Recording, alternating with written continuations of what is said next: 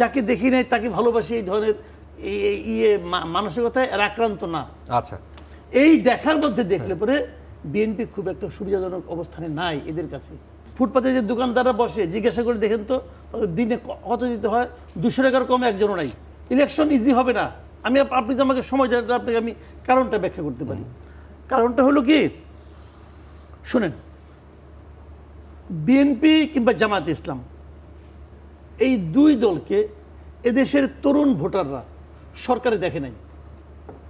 যাদের বয়স এখন 30 বছর, এরা কিন্তু ভোট দিতে পারে নাই। হ্যাঁ, এদের কেউ ভোট দিতে পারে নাই। এদের সংখ্যা মিনিমাম 4.5 কোটি ভোটারদের মধ্যে, যারা নাকি 4.5 কোটি লোক এই বছর প্রথমবার জীবনে ভোট দিবে। এরা বিএনপি এবং জামাতের রাজনৈতিক কর্মকাণ্ড সম্বন্ধে পরিচিত না। কারণ বিএনপি তো সর্বশেষ দেখছি 2006 সালে, তাই না? তার মানে 22 বছর আগে। যার বয়স 30 বছর তখন তার বয়স 8 বছর, সে কি বুঝে? কিচ্ছু বুঝে না। আচ্ছা, তাহলে এরা এখন তারা আওয়ামী লীগকে দেখছে, হয়তো আওয়ামী লীগকে অপছন্দ করে, 2-1 জন পছন্দও করতে পারে। আমি ধরলাম আওয়ামী লীগকে পছন্দ করার সংখ্যা ওই 4.5 কোটির মধ্যে 50 লাখ, আমি ধরে নিলাম, একটু বাড়াই ধরলাম। আচ্ছা, তাহলে আর হলো 4 কোটি। এই 4 কোটি ভোটার কিন্তু বিএনপি এবং জামাতের মধ্যে একজনকে বেছে নিতে চায়। তারা এই দুটাকে কখনো দেখে নাই, ওইভাবে সক্রিয়ভাবে দেখে নাই। এরা দেখছে কবে? 2024-এর 5ই আগস্টের পর থেকে। 24-এর 5ই আগস্টের পর থেকে এরা বিএনপি এবং জামাতকে ভালোভাবে বোঝার, দেখার চেষ্টা করছে এবং দেখতে পেয়েছে।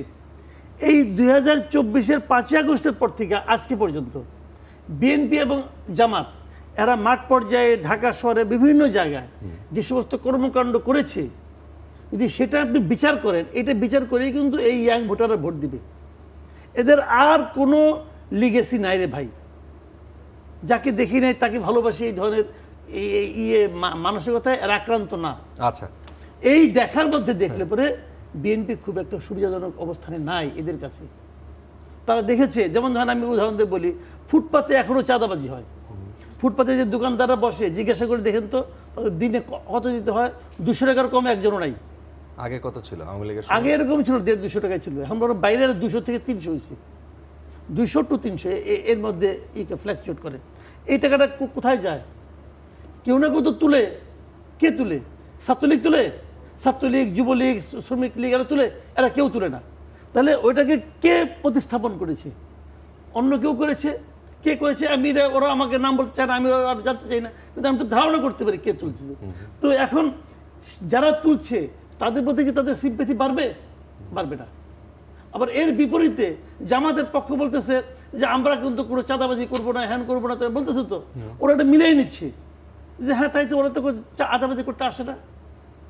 এখন আসে না বলে নির্বাচনের পরে আসবে না সেই গ্যারান্টি কিন্তু নাই। কিন্তু এখন তো আসে না রে ভাই।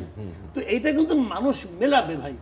এবং এই কারণে আমি বলছি যে এখন আর সময় খুব বেশি একটা নাই।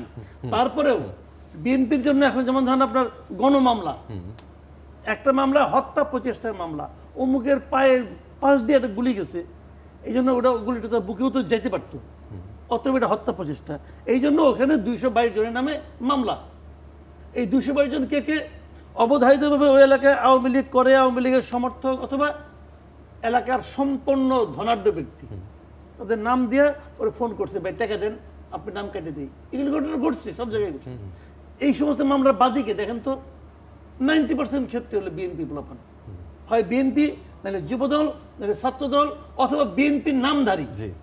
তো এই বিষয়গুলো কিন্তু এই ইয়াং জেনারেশনের মধ্যে, যেমন ধরেন যারা নাকি বিএনপি অনেক আগের থেকে করে, বয়স্ক লোক, আমাদের মতো বয়স্ক, তাদের মধ্যে কিন্তু নাকি লিগেছে। তারা মনে করে না জিয়ার দল, খালেদা জিয়ার দল আমরা করেছি একসময়, অতএব আমরা দেবো।